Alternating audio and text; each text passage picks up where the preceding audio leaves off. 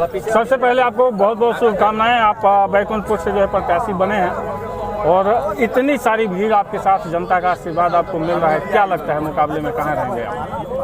आप अच्छे पत्रकार हैं, जर्नलिस्ट हैं और जो जैन सलाब उतरा है इस गोपालगंज में हमारे सहयोग में जनता आशीर्वाद देने के लिए मुझे जो पहुंची है, उस जैन सलाब से आप अंदाज लगा सकते हैं कि 10 तारीख को क्या परिणाम आने वाला है। एक आप सर कह रहे थे कि जो अभी विधायक है बैकुंठपुर के, वो शादी नहीं कराए हैं, आप कह रहे हैं, लेकिन हम लोगों ने पूछा था, बोले कि एक जगह जैसे ग्रुप में वो शादी कराने की बोल रहे हैं कि ग्रुप में कोई जगह बैकुंठपुर के लोगों ने नहीं दिया इसलिए नहीं कराएंगे। तो क्या आप कहेंगे कि वो बस ऐसे झुठला रहे हैं या बस ऐसे कह रहे हैं, वादे किए? जनता से 2015 में झूठ बोलकर उन्होंने वोट लिया कि हम शादी कराएंगे 51 बेटियों का प्रति साल और अपने तनख्वाह के पैसे से कराएंगे।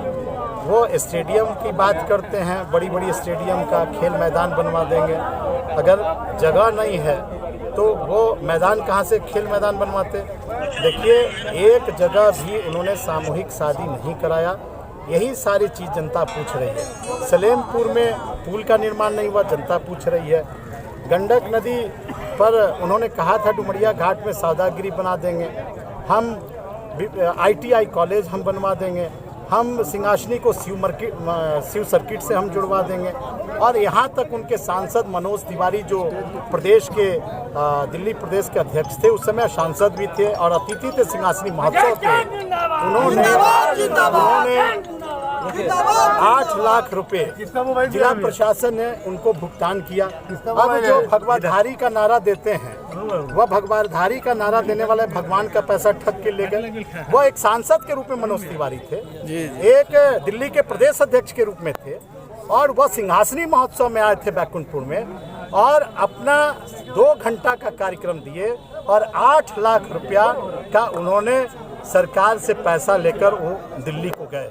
तो आप जरा बताइए, इस बार की लड़ाई में आपकी और प्रेम शंकर यादव की है कि आपकी और? देखिए, हमारी लड़ाई किसी से नहीं है और जनता मन बना चुकी है, जनता फैसला कर चुकी है, केवल अब फैसला आना बाकी है। खजूरिया कॉलेज का क्या मामला था जो आप मन से कह रहे थे? देखिए, दीनदयाल उपाध्याय इंटर कॉलेज खजूरिया में श्री मिथिलेश तिवारी जी उस समय विधायक नहीं थे, उस समय उस कॉलेज के अध्यक्ष के रूप में थे और वहाँ 50 लाख रुपए के गमन के आरोपी हैं। बिहार में भ्रष्टाचार की सबसे बड़ी जांच की इकाई निगरानी है।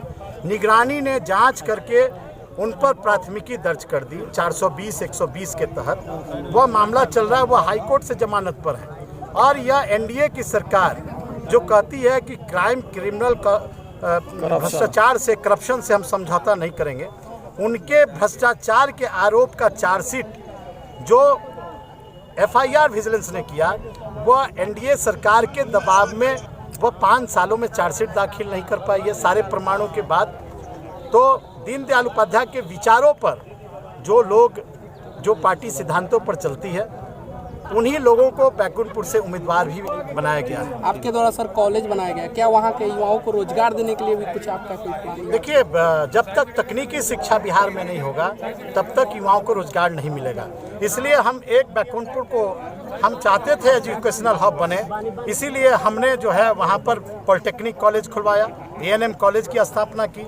हम चाहते थे बैकुंठपुर में इंजीनियरिंग कॉलेज भी खुले ताकि वहाँ बच्चे तकनीकी शिक्षा प्राप्त करें, जिससे आने वाले दिनों में हमारे बच्चों को रोजी रोटी रोजगार का अवसर मिले। जय मंजित तय मंजित नारा चल रहा है, क्या कहेंगे इसका? ये तो पूरे इलाके में एक एक घर में जो नारा ये चल रहा है, आप विश्वास नहीं करिएगा, जो सबसे गरीब वर्ग के लोग हैं, जो मजदूरी करने वाले लोग हैं, जो हमारी मजदूरी करने वाली माता बहन भी हैं, 5-5 रुपया में जाता हूँ तो मुझको चंदे के रूप में चुनाव लड़ने के लिए देते हैं। बाढ़ एक बड़ी समस्या रही, कुछ उसी योजना है। बाढ़ एक बड़ी समस्या है और इस समस्या का निदान न अब तक केंद्र की सरकार की, न राज्य की सरकार की। नदियों से नदी की जोड़ने की जो योजनाएं बनी थी वह आज तक नहीं हुआ। नेपाल की सरकार से बात करके नेपाल में हाई डैम बनाने की बात हुई थी अटल बिहारी वाजपेयी जी के समय में, वह भी आज तक नहीं हुआ। तटबंधों की मरम्मती नहीं हुई, छड़की, जमींदारी बांध जितने भी हुए पिछले वर्षों में बैकुंठपुर में 150 करोड़ से ज़्यादा रुपये खर्च किए गए, फिर भी तटबंध टूटे, लेकिन एक भी अधिकारी उसमें दोषी नहीं पाए गए, एक भी अधिकारी उसमें दोषी नहीं पाए गए और कोई कार्रवाई नहीं हुई।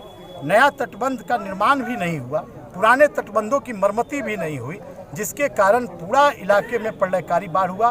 केवल गोपालगंज में नहीं बल्कि बिहार के 16 जिला बाढ़ प्रभावित हो गए। तो केंद्र की सरकार हो या राज्य की सरकार हो, किसी ने इस पर ध्यान नहीं दिया, जिससे कि आज गरीब परेशान है, किसान परेशान है, आम आवाम लोग परेशान है।